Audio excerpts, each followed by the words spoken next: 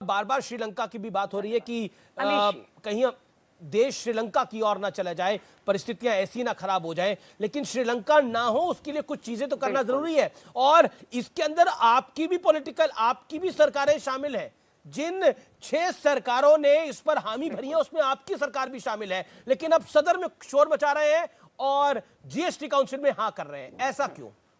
Politics of convenience नहीं? अमीश जी, मैं आपके सीधा धन्यवाद अमीश जी, आपके सवालों का सीधा दर्शकों से बात करूंगी। मैं दर्शकों को यह यकीन दिला देना चाहती हूं कि कांग्रेस नेता श्री राहुल गांधी जी को अगर सरगना कहा जाएगा इसलिए क्योंकि वो सवाल ना करें, तो ये इनकी भूल है भाजपा नेताओं को कि आप सरगना कहेंगे तो सवाल नहीं पूछेंगे, सवाल तो पूछे जाएंगे। दूसरी बात, एक दिन का उपवास रखकर देश के प्रधानमंत्री जी, मैं कहूंगी कुछ दिनों का उपवास रखिए, नेता भी रखे, एक दिन भूखे तो रहकर देखिए भूख होती क्या है, महंगाई क्या है। जून में 1,30,00,000 लोग बेरोजगार हो गए। जिस पूंजीपति मित्रों की आप बात करते हैं उन पूंजीपति मित्रों के घर में बैठकर अगर अर्थनीति नहीं अनर्थ नीतियां बनेंगी तो संसद में इस सरकार का जवाब देना मुश्किल होगा ही होगा। मैं आपको बता रही हूं, जीएसटी शमशान घाट नहीं छोड़ रही है। अब तो मरने पर, कब्र पे, कफन पर, आपकी अंतिम संस्कार पे 18% मरते मरते की भी कहते हैं ना, ये जेब से उसे नोच लेना चाहते हैं। मैं आपसे हाथ जोड़कर कहूंगी अमीश जी, दूध आटा क्या है ये? बच्चे के मुंह से दूध छीन रहे हैं आप कहते हैं अडानी, पूछिएगा इनसे, मुंबई में अडानी का जो एयरपोर्ट है 12,000 करोड़ उनका कर्ज माफ किया इन्होंने। किसान तड़प रहा है कि 3 आपने एमएसपी पे कमेटी बिठानी थी, कानून बनाने थे, बात करने को अलका आपने क्या बोला? 12,000 करोड़ का कर्ज माफ किया अदानी पर। एक सेकंड वापस आइए, अदानी पर 12,000 करोड़ का कर्ज माफ किया है। Are you sure about it? क्योंकि वो एयरपोर्ट पहले किसी और ग्रुप के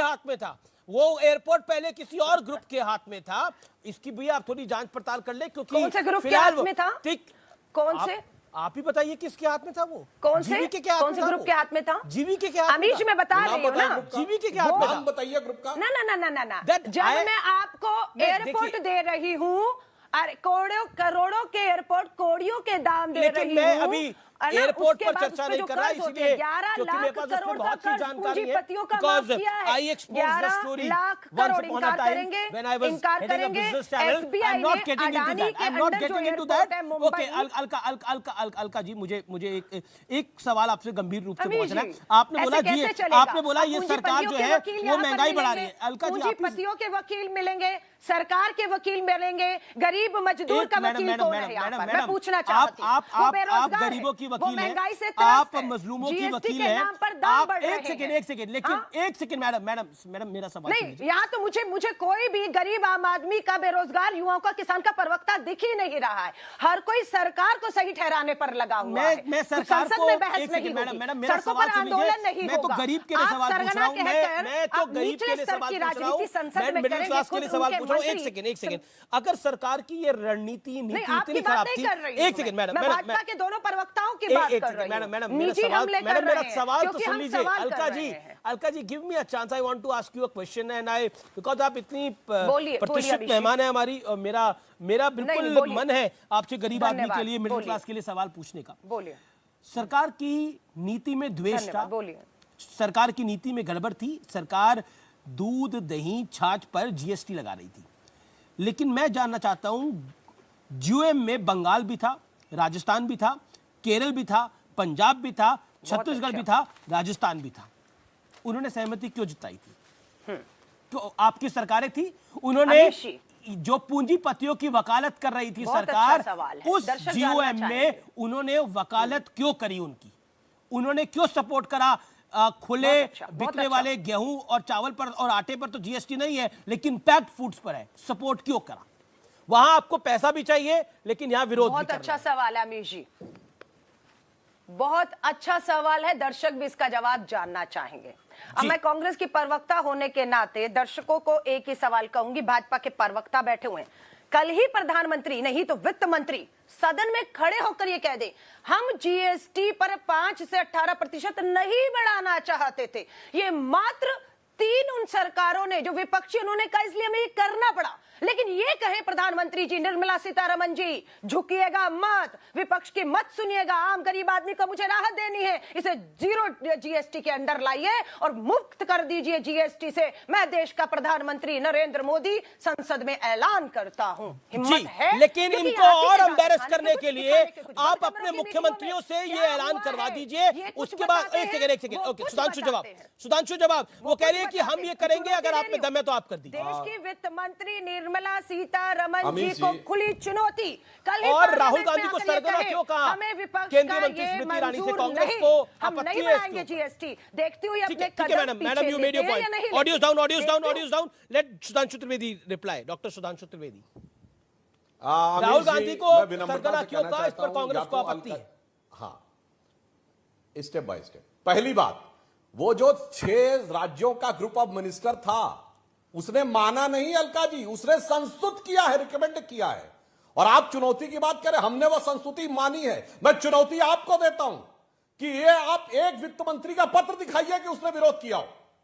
गजब की बात है, वहां विरोध नहीं, वहां सुझाव देते हैं कि ये करना चाहिए, लिखित में संस्तुति करते हैं और यहाँ पे आके बवाल करने लगते हैं। ये दोहरा चरित्र दिखाई पड़ता है बहुत साफ। अरे दिखाइए ना, राजस्थान में विरोध किया था क्या? महंगाई से राहत दे पाए। केरल ने विरोध किया था क्या? पंजाब ने विरोध किया था क्या? अब दूसरा बात बताता हूं, स्टेप बाय स्टेप।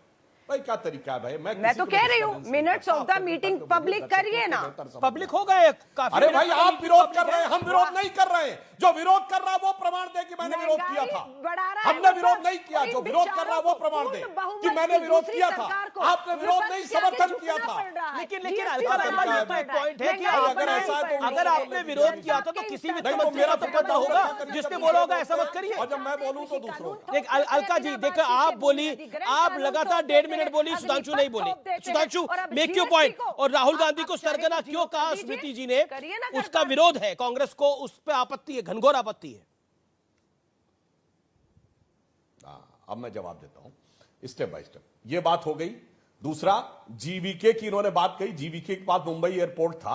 इस ढंग से बैठ के झूठ नहीं बोलना चाहिए। जीवीके कंपनी ने भारत में अपनी सारे बिजनेस समाप्त कर दिए। तो सिर्फ यही नहीं, एयरपोर्ट ही नहीं, उन्होंने सारा घाटे के कारण सब छोड़ दिया और उसके बाद कह रहे जैसे कि एक एयरपोर्ट दिया गया। अब आइए राहुल गांधी जी के बात के ऊपर। इनको राहुल गांधी जी की बात पे आपत्ति है। ये वही है ना जिन्होंने सिर्फ 1 महीना पहले मोदी जी की मौत की कामना करने वाले एक नहीं 2 नेताओं के बयान और मौत के प्रकार तक बताए। ये वो लोग हैं जिन्होंने बोटी बोटी काट डालूंगा वर्ड छोड़िए।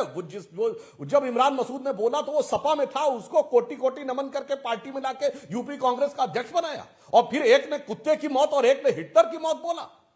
और उसके बाद आज ये कह रहे राजनीति के उद्दाम मानदंडों के प्रतीक हैं।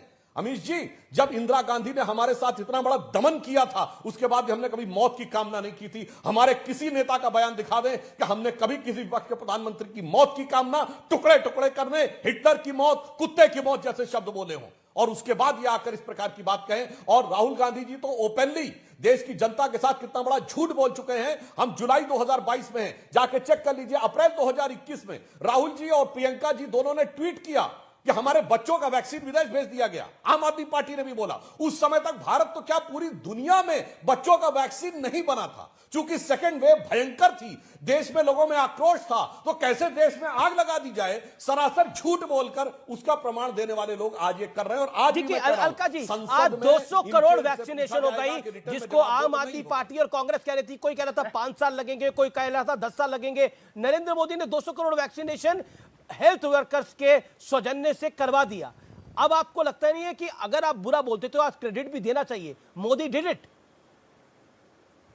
जिस पर आपको शंका थी। ऐसा करिए, जो भूखमरी से मर रहे हैं ना, जो भूखमरी से भूख से मर रहे हैं ना, एक इंजेक्शन और ढूंढ लीजिए ताकि उन्हें रोटी, आटा, दाल, चीनी की जरूरत ही ना पड़े। एक इंजेक्शन लगा दे मोदी सरकार और वो इनसे आटा, और ऐसा एक इंजेक्शन बेरोजगारी का भी खोज लीजिए कि रोजगारी ना मांगे आपसे, है ना। ये क्या बेहुदा सा है। इंजेक्शन तो देश में, दुनिया में पोलियो ड्रॉप तो पिलाए ही नहीं गए थे, है ना। ये कहां के तर्क आप दे रहे हैं? नोचा गया है जेब में। कितना आपने सही बताया, जब 20-30 डॉलर प्रति बैरल देश में, विश्व में पेट्रोल कच्चे तेल की कीमतें थी, आपने नोचा है लोगों को। फिलहाल सीएनबीसी आवाज की टक्कर को यही समाप्त करते हैं, लेकिन फ्री की सियासत ने दुनिया में देशों का क्या हाल किया है, इसका सबसे बड़ा एग्जाम्पल पड़ोस का मुल्क श्रीलंका है। जब भी कोई चीज फ्री मिले जरूर सोचना चाहिए इसकी कीमत तो कोई दे रहा होगा, और कई बार सरकारें तो आपको फ्री दे देती हैं लेकिन कीमत आप देते हैं। There is a big saying, there is no free lunches in life, यानी कहा जाता है कि मुफ्त में कोई किसी को कुछ नहीं देता, सबकी एक कीमत होती है।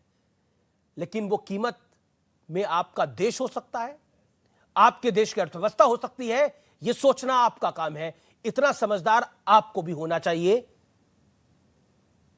बाकी शुभ रात्रि, नमस्कार।